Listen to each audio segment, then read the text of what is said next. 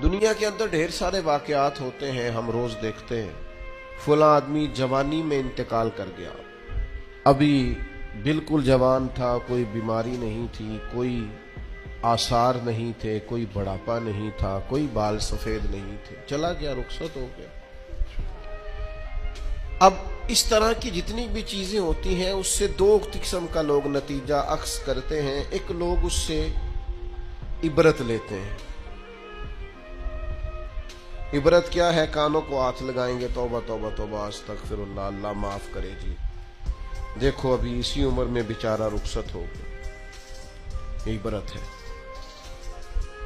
वो देखो जी अभी बच्चे छोटे हैं, अभी देखो वक्त आया था आसानी देखने का, अभी हालात ठीक हुए थे, देखो जी तौबा तौबा क्या मामलात है, बस कानों को हाथ लगाया, छुट्टी हो गई। ये इबरत है।